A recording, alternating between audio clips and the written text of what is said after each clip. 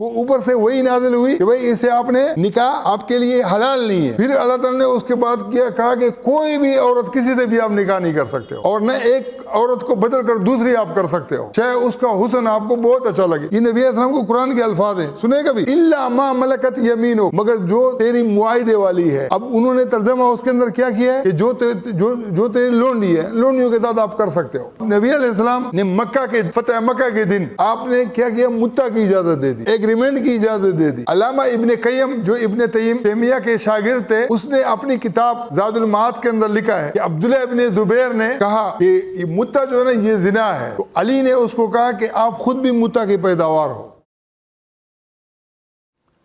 والمحسنات من النساء الا ما ملکت ایمانکم. نبی علیہ السلام کو جب ام ہانی نے انکار کیا، جب ام ہانی نے اگر میں اس کو خطیب والا رنگ دے دوں تو پھر بات دوسری سائڈ پہ جائے گی. خطیب کا تو ایک طریقہ واردات ہوتا ہے نا، وارداتیہ ہوتا ہے. وہ بولتے کہ ام ہانی نے جو نبی علیہ السلام کو ٹکرایا ہے نا، اوپر سے وہی نازل ہوئی انا حللنا لکا، ہم نے ان کو حلال کیا ہے جو تمہاری وہ کزنیں ہیں خالازاد اور جنہوں نے تمہارے ساتھ ہجرت کی ہے. ام ہانی کو بھی ٹکرا دیا. بات سمجھ میں آ رہی ہے؟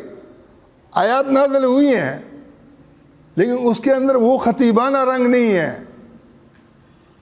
لیکن چونکہ یہ معاملات ایسے ہیں کہ خطیبوں کو بیچاروں کو تو پتہ ہی نہیں ہے، وہ تو رٹے رٹائی باتیں کرتے ہیں، اس کے پیچھے کچھ ان کا فلسفہ ہی نہیں ہوتا ہے. تو اس ام ہانی نے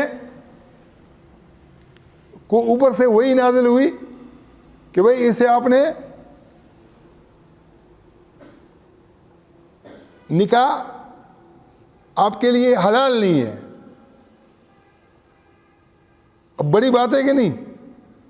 پھر اللہ تعالیٰ نے اس کے بعد کہا کہ کوئی بھی عورت کسی سے بھی آپ نکاح نہیں کر سکتے ہو، اور نہ ایک عورت کو بدل کر دوسری آپ کر سکتے ہو چاہے اس کا حسن آپ کو بہت اچھا لگے. یہ نبی علیہ السلام کو قرآن کے الفاظ ہیں، سنے کبھی؟ پڑھ لو نا، دیکھ لو. الا ما ملکت یمینک، مگر جو تیری معاہدے والی ہے.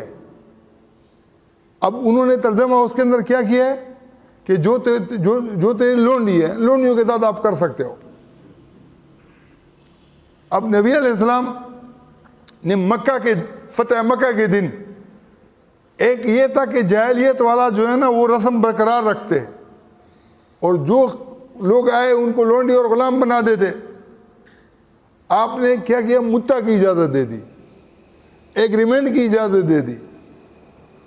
صحیح مسلم کی حدیث ہے، ایک صحابی اس کا نام لکھا ہوا ہے، وہ کہتا ہے کہ میرے پاس بھی ایک چادر تھی اور میرے ساتھی کے پاس بھی اس کی ایک چادر تھی. میری جو چادر تھی وہ کمزور تھی اور میرے ساتھی کی جو چادر تھی وہ خوبصورت اور نئی تھی. میری والی پرانی تھی، بیکار تھی، لیکن میری شکل اس کی شکل سے زیادہ اچھی تھی. تو ہم نے ایک عورت کو دعوت دی، تو وہ عورت کبھی چادروں کو دیکھتی کبھی شکلوں کو دیکھتی، آخر میں اس نے مجھے ترجیح دی.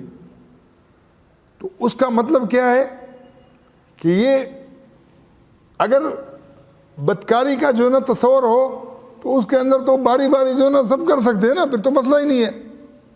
نہیں، ایک کے ساتھ ایگریمنٹ کرنا ہے. اور یہ جو ایگریمنٹ ہے جس کو نبی علیہ السلام نے، یہ اس کا متبادل ہے. کس کا متبادل ہے؟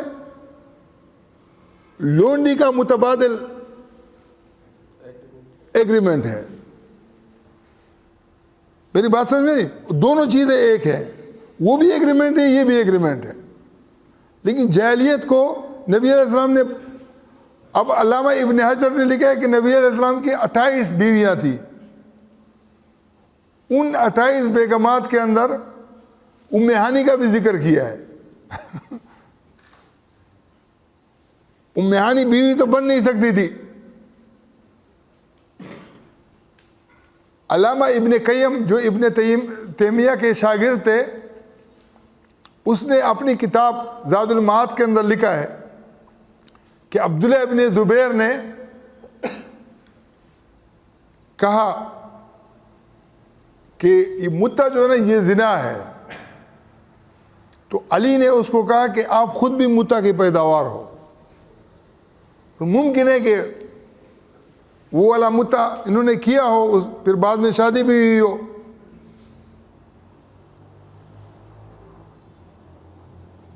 علی جو اتنا مطلب ہے اس کے اوپر یقینی تھے نا، ان کے اپنے گھر کا معاملہ بھی یہی لگتا ہے کہ ام ہانی کے ساتھ ایگریمنٹ ہوا ہوگا بعد میں، لیکن باقاعدہ نکاح اور ایگریمنٹ کے اندر فرق ہے۔